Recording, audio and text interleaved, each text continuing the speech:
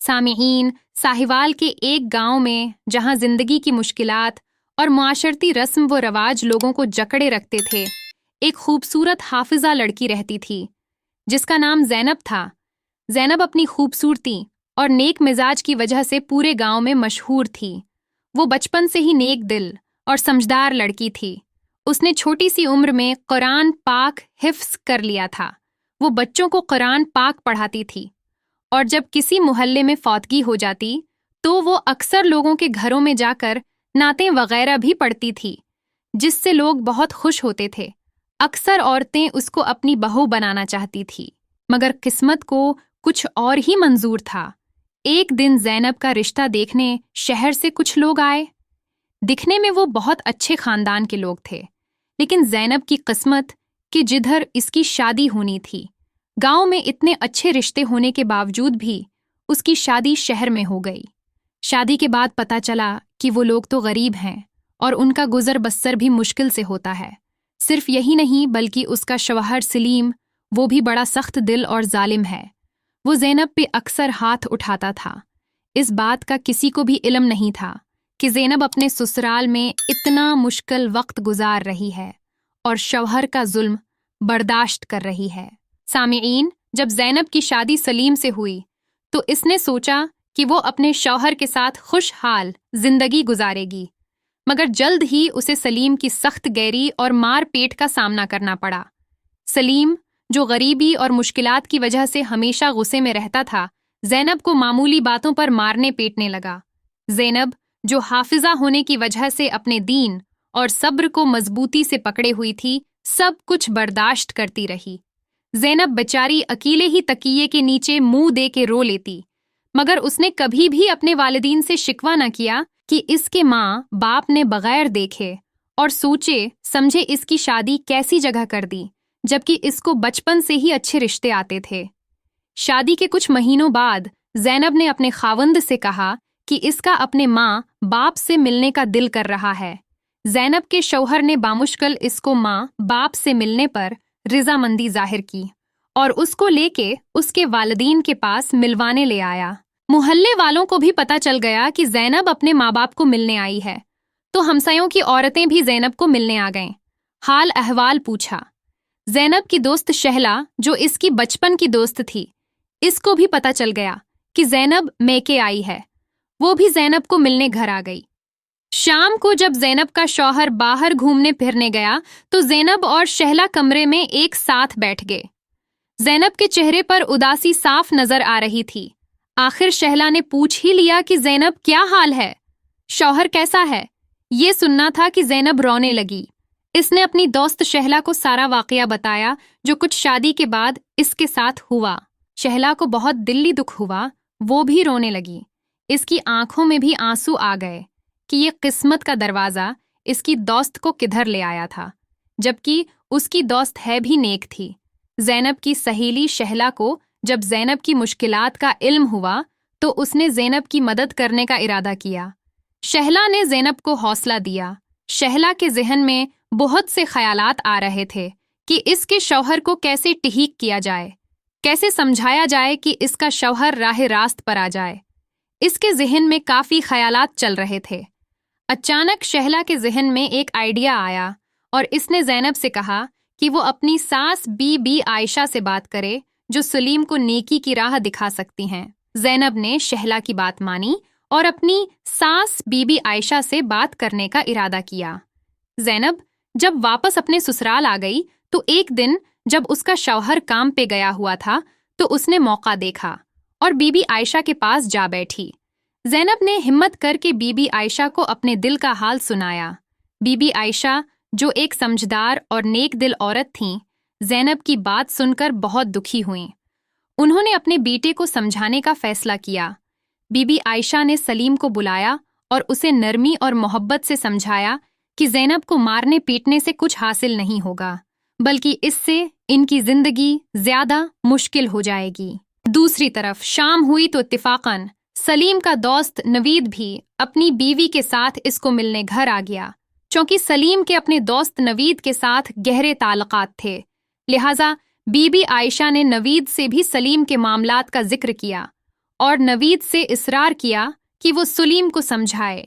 نوید چونکہ ایک امیر گھرانے سے تعلق رکھتا تھا تو بی بی عائشہ سمجھتی تھی کہ نوید کی بات کا سلیم پر زیادہ اثر ہوگا۔ نوید جب مغرب کی نماز پڑھنے گیا تو پیچھے سے سلیم بھی فیکٹری سے گھر آ گیا۔ سلیم اپنے دوست نوید کو دیکھ کر بہت خوش ہوا۔ تمام لوگ ڈرائنگ روم میں بیٹھ کر باتیں کرنے لگے اور شغل میلہ لگانے لگے۔ پھر سب نے مل کر رات کا کھانا کھایا اور ڈرائنگ روم میں بیٹھ گئے۔ نوید نے باتوں باتوں میں سلیم کو سمجھانے کی کوشش کی۔ نوید نے سلیم سے کہا کہ وہ اپنی مشکلات کا غصہ زینب پر نہ نکالے، بلکہ اس کے ساتھ مل کر ان کا سامنا کرے۔ نوید نے سلیم کو اپنے ذاتی تجربات سنائے کہ کیسے اس نے اپنی بیوی کے ساتھ محبت اور افہام و تفہیم سے مسائل کو حل کیا۔ نوید نے سلیم کو سمجھایا کہ بیوی کے ساتھ اچھے تعلقات پیسے سے نہیں ہوتے، بلکہ ان کا معیار اپنی سوچ اور عقل سے ہوتا ہے۔ نوید کا کہنا تھا کہ بیوی سے ہمیشہ دوستانہ تعلقات رکھنے چاہیے۔ نوید نے سلیم کو دینی اور دنیاوی مختلف قسم کی مثالوں سے سمجھایا۔ نوید نے سمجھایا کہ آپ صلی اللہ علیہ وسلم بھی اپنی بیویوں سے محبت کا طریقہ اپناتے تھے۔ کبھی سمجھانے کا موقع آتا تو ان کو پیار سے سمجھاتے تھے۔ سلیم کے دل پر یہ باتیں پتھر کی طرح لگ رہی تھیں۔ سلیم یہ باتیں خاموشی سے منہ نیچے کر کے سنتا جا رہا تھا۔ سلیم نے اپنی ماں بی بی عائشہ اور دوست نوید کی باتوں کو سنجیدگی سے لیا۔ اس نے سوچا کہ شاید وہ واقعی غلطی کر رہا ہے اور اسے اپنی زندگی کو بدلنے کی ضرورت ہے۔ سلیم نے زینب سے معافی مانگی اور وعدہ کیا کہ وہ کبھی بھی زینب پر ہاتھ نہیں اٹھائے گا۔ نوید نے اٹھ کر سلیم کو گلے لگایا۔ دونوں کی آنکھوں میں خوشی کے آنسو تھے۔ سلیم اور زینب نے مل کر ایک نئی زندگی کا آغاز کیا۔ سلیم نے زینب کو عزت اور محبت دی اور زینب نے سلیم کا ہر مشکل میں ساتھ دیا۔ دونوں نے مل کر اپنی مشکلات کا سامنا کیا اور اپنی زندگی کو خوشحال بنایا۔ بی بی عائشہ اور شہلا نے بھی ان کی مدد کی اور ان کے لیے دعا کی۔ سامعین، یہ کہانی یہاں ختم نہیں ہوتی۔ سلیم کو اپنی نیک نیتی کا امتحان دینے کے لیے مزید مشکلات کا سامنا کرنا پڑا۔ اس کی نوکری چلی گئی اور وہ دوبارہ غریبی کے گہرے سمندر میں ڈوبنے لگا۔ سلیم نے اپنی غربت اور مشکل کا تذکرہ اپنے دوست نوید سے کیا۔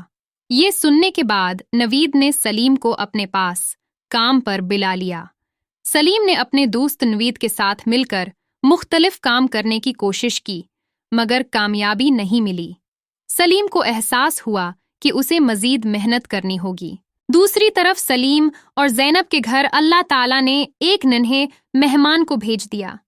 اللہ نے ان کو ایک خوبصورت بیٹے سے نوازا۔ ان کی خوشی پھولے نہیں سما رہی تھی، مگر اللہ کی رضا کہ ان کے گھریلو حالات اتنے برے ہو گئے کہ 2 وقت کی روٹی بھی مشکل سے پوری ہونے لگی۔ بچے کے لیے دودھ اور پیمپر وغیرہ کا خرچہ پورا کرنا مشکل ہو گیا۔ یہ سلیم اور زینب پر ایک کڑی آزمائش تھی، جس سے دونوں کو ثابت قدمی سے گزرنا پڑنا تھا۔ زینب اس آزمائش کے گھڑی میں ثابت قدم رہی۔ زینب، جو کہ اتنے اچھے گھرانے سے آئی تھی، اس نے سسرال میں لوگوں کے گھر کام کاج کرنا شروع کر دیا تاکہ وہ اپنے بچے کی ضروریات پوری کر سکے۔ زینب نے اپنے شوہر کو حوصلہ دیا اور کہا کہ اللہ کی راہ میں محنت کرنے والا کبھی ناکام نہیں ہوتا۔ اس نے سلیم کو دوبارہ کوشش کرنے کا مشورہ دیا۔ سلیم نے زینب کی بات مانی اور مزید محنت کرنے کا عزم کیا۔ شہلا، جو زینب کی سچی دوست تھی، اس نے بھی ان کی مدد کی۔ شہلا نے زینب کو 2 لاکھ روپیہ دیا۔ اس نے سلیم کو ایک نیا کاروبار شروع کرنے کا مشورہ دیا، جس سے سلیم نے ایک چھوٹا کاروبار شروع کیا۔ سلیم نے اسکول کے باہر آلو کی چپس کی ریڑھی لگا لی۔ دیکھتے ہی دیکھتے اس کے چپس محلے میں مشہور ہو گئی۔ لوگ جوک در جوک اسے کھانے آتے۔ دیکھتے ہی دیکھتے سلیم نے ایک دکان کرائے پر لے لی اور وہاں برگر کا سامان بھی رکھ لیا۔ اللہ نے کاروبار میں برکت ڈالی۔ سلیم نے اپنی محنت اور زینب کی دعاؤں سے کاروبار کو کامیاب بنا لیا۔ سلیم اور زینب کی زندگی دوبارہ خوشحال ہو گئی۔ سلیم نے اپنے وعدے کو نبھایا اور زینب کو ہمیشہ عزت اور محبت دی۔ زینب نے بھی اپنے شوہر کا ہر مشکل میں ساتھ دیا اور دونوں نے مل کر ایک خوشحال زندگی گزاری۔ سامعین، یہ کہانی ہمیں سکھاتی ہے کہ محبت، صبر اور افہام و تفہیم سے ہم کسی بھی مشکل کا سامنا کر سکتے ہیں۔ زینب اور سلیم کی کہانی ایک مثال ہے کہ کیسے محبت اور صبر سے زندگی کو خوشحال بنایا جا سکتا ہے۔ اگر ہم نیک نیت سے کام کریں اور دوسروں کے ساتھ محبت اور عزت سے پیش آئیں تو ہمیں کامیابی ضرور ملتی ہے۔ سامعین، آپ کو ہماری کہانی کیسی لگی ہے؟ کمنٹ باکس میں لازمی بتائیں اور اپنی قیمتی رائے سے ہمیں آگاہ کریں۔ اگر کہانی پسند آئی ہے تو ویڈیو کو لائک کر کے چینل کو سبسکرائب کر دیں تاکہ آنے والی ہر نئی کہانی آپ کو بروقت مل سکے۔ شکریہ۔